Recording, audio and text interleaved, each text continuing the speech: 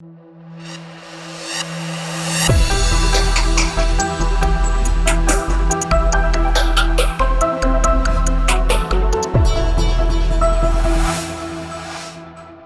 everyone to this latest edition of Insights Ghana. It is a series of webinars through which I, Roberta Lepre from Weave Consulting, together with my colleague Nadia Patch, business strategist, brings to you inspirations and ideas from leading figures within the business community. And today, we are very excited to welcome with us Mr. Yofi Grant. Welcome, Mr. Grant. Mr. Grant is the CEO of the Ghana Investment Promotion Center. And we also have with us today Mr. Farrugia. Welcome, Mr. Farrugia, the CEO of Malta Enterprise. We also have with us our resident guest, Mr. Chris Busutil-Delbridge from Evolve Limited, who will be sharing with us his own experience, his own innovative ideas. So welcome everyone. Maybe we can start with you, Mr. Grant. Can you tell us a little bit about the Ghana Investment Promotion Center and the work that you do? Okay, thank you very much. The Ghana Investment Promotion Center is the government's, let's say, investment promotion arm. Our job mainly is to facilitate, promote, and attract foreign direct investment into the Ghana economy in partnership or alone, but with a partnership with the local economy. My office is under the presidency, so it's part of Office of the President. And one of our jobs is also to promote Ghana, to sell brand Ghana, firstly, and then to also sell the investment opportunities that exist for Ghana. And as you know, Ghana is a resource-rich country. I have always described Ghana with the 3 O's. The first O is opportunity. It's a land of opportunity, resource-rich. We have gold, we have diamonds, we have timber, we have oil and gas, we have bauxite, we have aluminium, we have manganese, we have lithium, and we also have some ornamental minerals. And then we also have a lot of land for farming and agriculture. But more recently, because of our education policies, we are also ensuring that in the middle term, the lowest education of the average Ghanaian will be high school education to prepare a kid of well-schooled, well-heeled young people who can actually move the economy in transition. So we believe that we are very well, positioned as a land of opportunity. And of course, we're in the middle of the world. Ghana is the only country on latitude 0, longitude 0. So in terms of logistics, we are centrally placed and therefore facilitate trade and supply chain business across the continent with other continents. But we also have summer all year round. It's warm, we don't have any winters, and so it's a good place to hang out.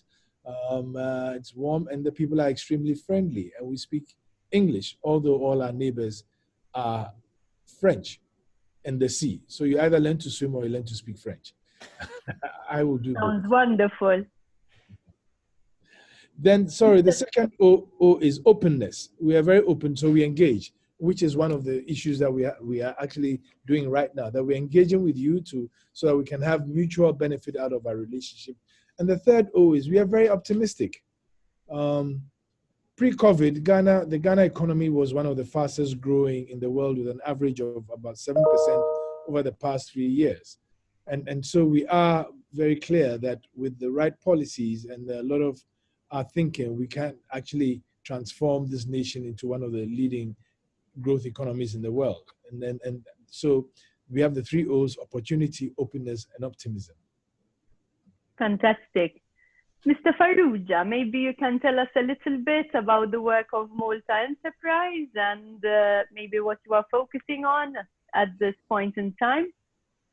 Malta Enterprise is the economic development agency of the country. It's also the investment promotion arm of the government of Malta. And for the past few months, we've taken the role of business support during the time of the pandemic. So for the past few months, we have been also administering all or most of the business support schemes that the government has launched throughout the COVID period, and they're still being they're still in place as we speak. So basically, a lot of re-engineering went into changing the way we work as Malta enterprise. However, our main work, our core business, is attracting investment to Malta, just like Yofi's investment promotion agency in Ghana. So that is more or less what we do as Malta enterprise.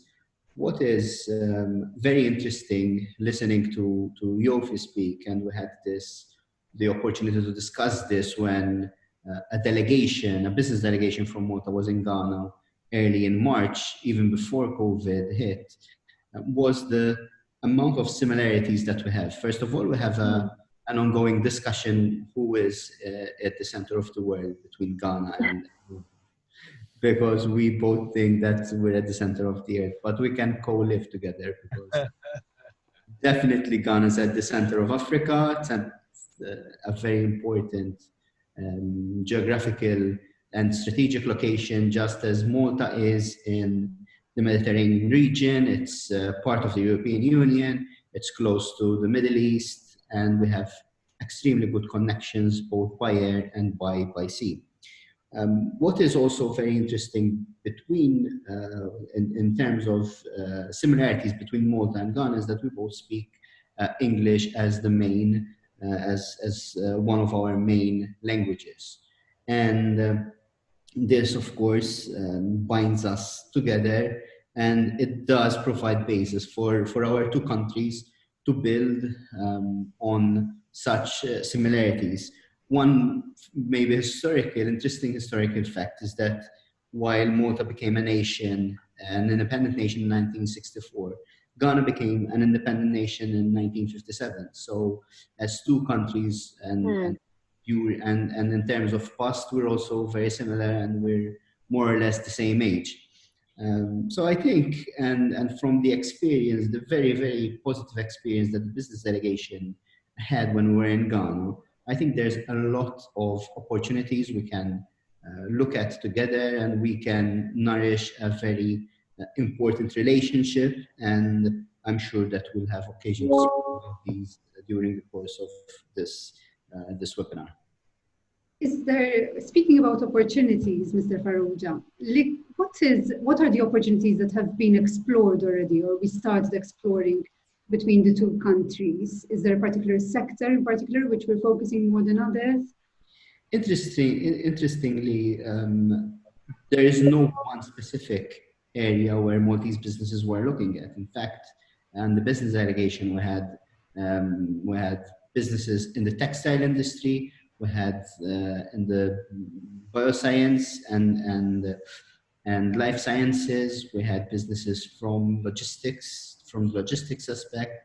So in reality, there are so many opportunities in Ghana, and I'm here doing a bit of Yofi's work. So many opportunities that I don't think that businesses should be restricting, or we should be restricting the opportunities for Maltese businesses in Ghana. However, in terms of opportunities between Malta and Ghana to work together, of course, Ghana is a gateway for European business to the rest of Africa, just as much as Malta is the gateway for African and Ghanaian business into Europe. So I think there are natural ties, and in reality, we did strike a very, very good chord when we met, both when we were in Ghana and also when the Ghanaians came to Malta. So I think we can form a natural alliance to explore the opportunities that both countries can give to each other. And just to add to what Kurt just said, I mean, apart from hard industry, even in the social economy and other bits of the social infrastructure, we did find very interesting commonalities and opportunities for Maltese business people. For example, in education, where there is an effort to build a bridge between Malta and Ghana. Ghana can supply the human capital or the manpower to train, especially in transport, train to work in Malta, or Maltese train them in Ghana for the market as it is. There was also the bit about nurses, also the bit about deep sea divers for the oil and gas industry. And so it's broad. I mean, like Kurt said, the opportunities are here. Ghana may be starting from a lower base, and so the cost of entry is probably much lower than in many other places, but the opportunities are enormous and the returns are phenomenal. And so for me, it's a very attractive proposition. But the proposition is just not for me, it's a strategic one. Because like Kurt said, I mean, Malta should be like the gateway for Ghana and then the rest of Africa into Europe, whereas Ghana will be the gateway for Malta into the African continent. And we believe that the African continent represents a huge opportunity, especially with the advent of the Continental Free Trade Area Agreement, which is going to be headquartered in Ghana. Puts us in the driving seat on the policy side and then on the development side.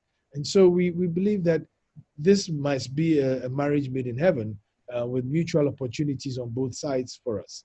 And I'm very delighted that I can speak to Maltese business people to engage. But we were also working very hard to actually build an air bridge from Malta to Ghana, which under normal circumstances should take not more than 6 hours, maybe 4.5 hours. 4.5 hours. But, yeah, 4.5 hours. But for me to get to Malta right now means I have to travel to Europe and come down. Yeah. We could have direct flights, which could facilitate the movement and open up more supply chain opportunities between the two countries. So I'm very excited about this proposition, and I'll go beyond just saying it's business into one of the strategic alliance.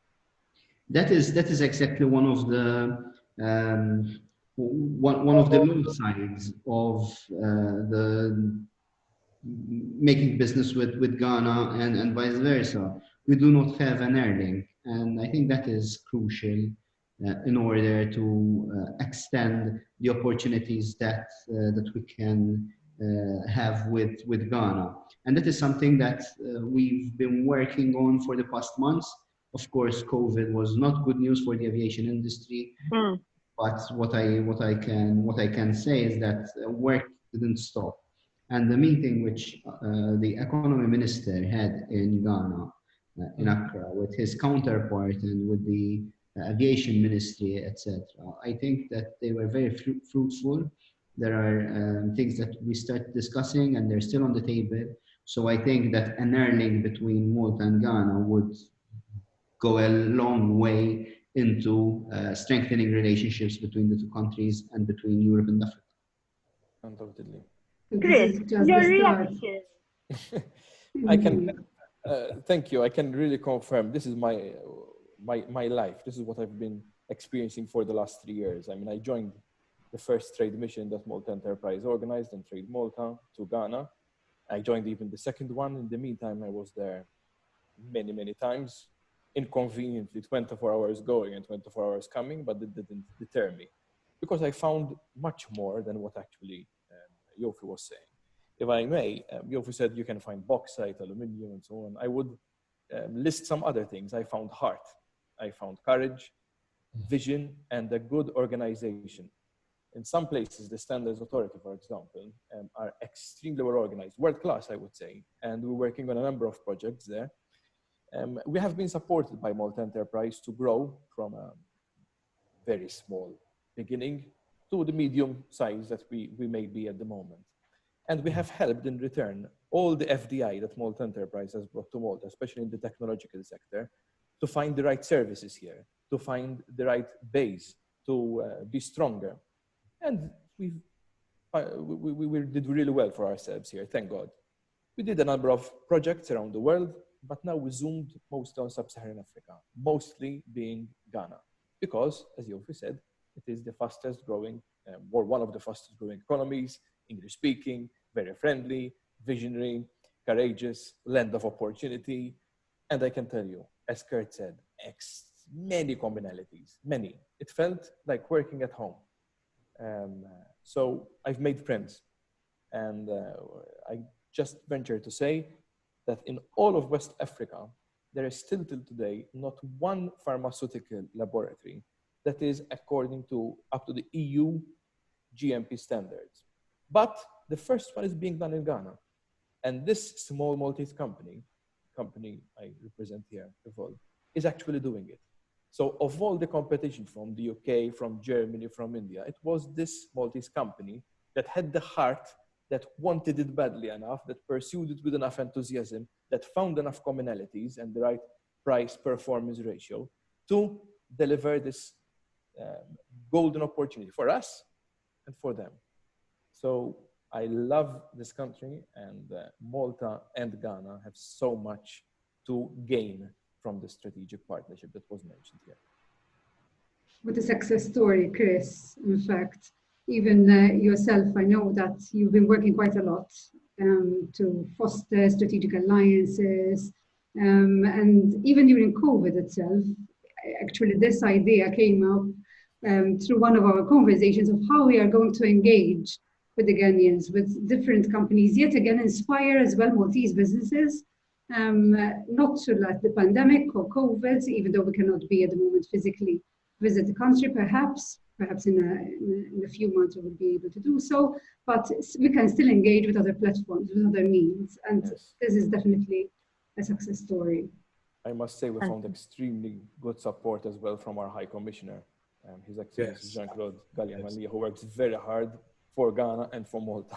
Indeed. So, I was actually going to make note of that you have a very dynamic and business aggressive High Commissioner who has actually warmed himself into Ghana. We think he's more Ghanaian than Maltese now. indeed, he's married Ghanaian. So. And we love him here. We do love him here. But he's been very good at creating bridges and links and connections between Malta and Ghana.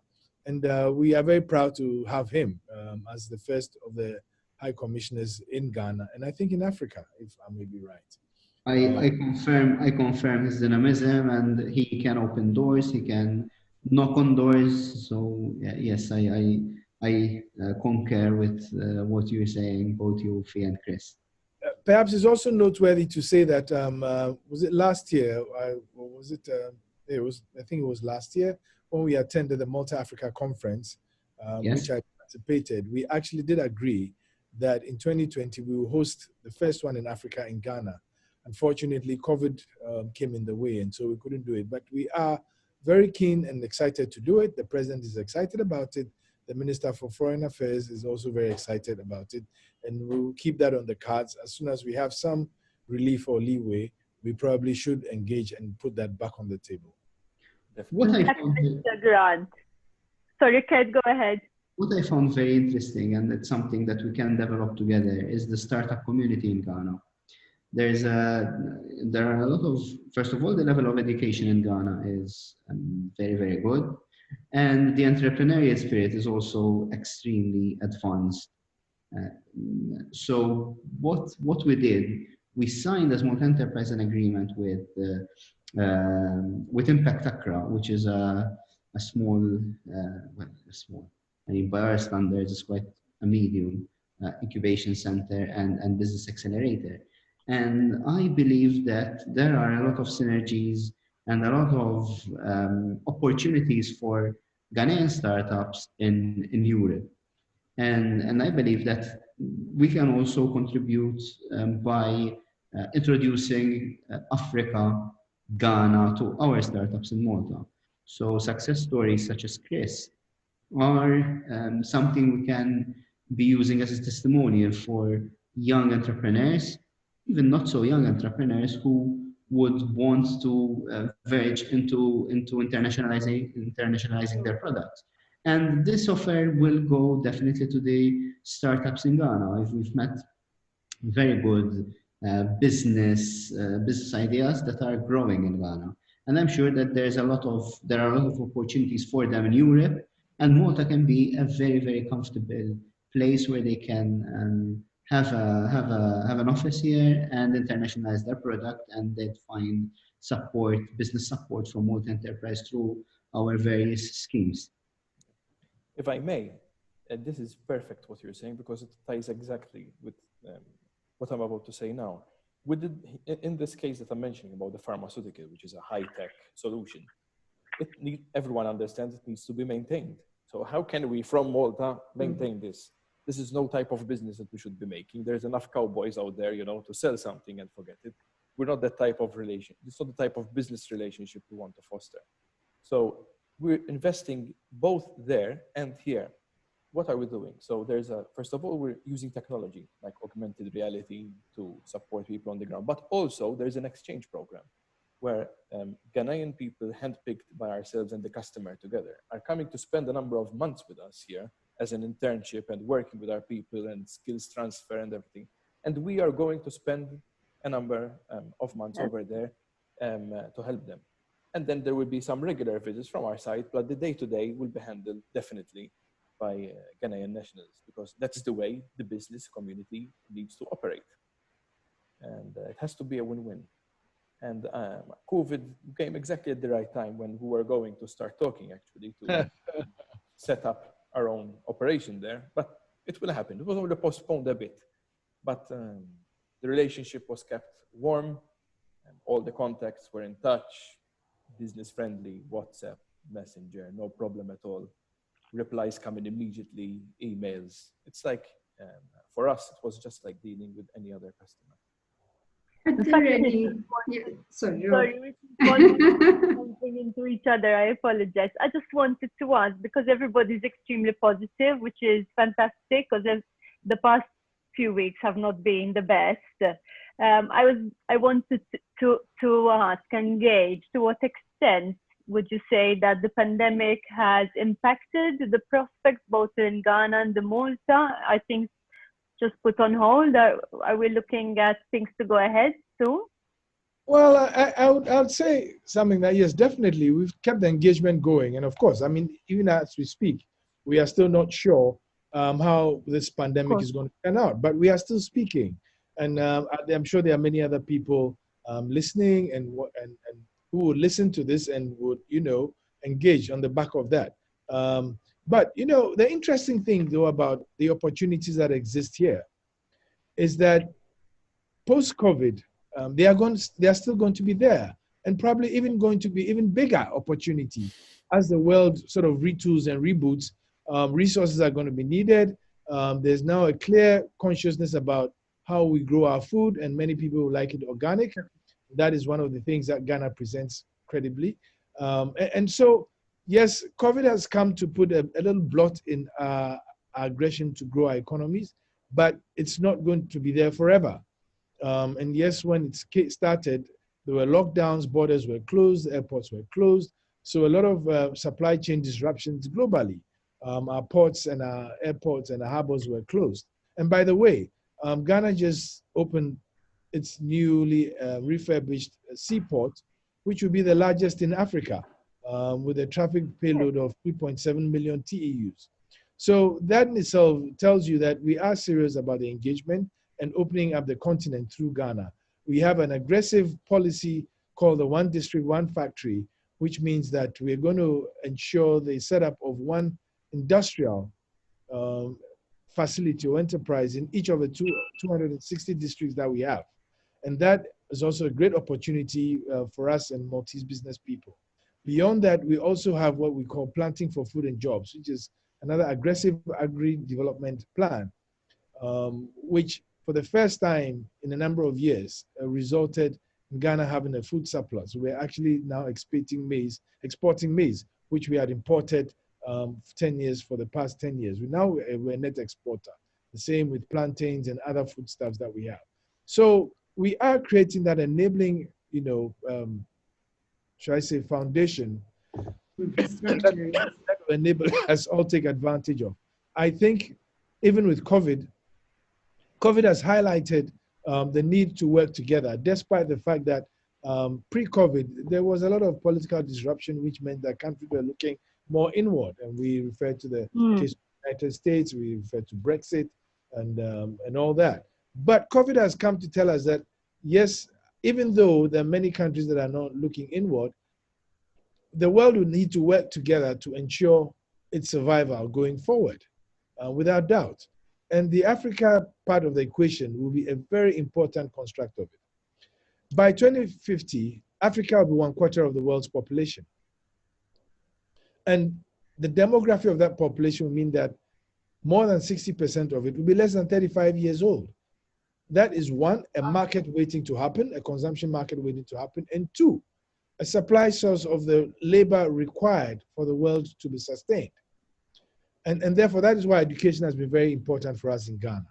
And so the opportunities are going to be there. And apart from that, Africa has 60% of the world's remaining arable land left for cultivation. And therefore, Africa could potentially, going forward, look at feeding the world. But beyond that, Africa still has over 30% of the world's minerals resources. So whether it's oil and gas, whether it's gold, whether it's lithium, whether it's cobalt, palladium, you all have it in Africa. Now, the world is not going to stop and says we don't need these resources anymore. On the contrary, the world is going to now require more of those resources to retool and ensure that we have sustainable growth in our economies. And so the African equation will become extremely important going forward.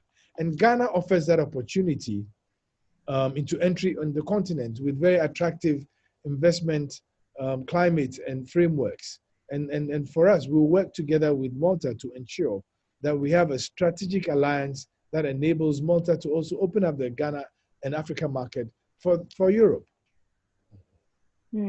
Yes, of course, as an investment promotion by nature means traveling.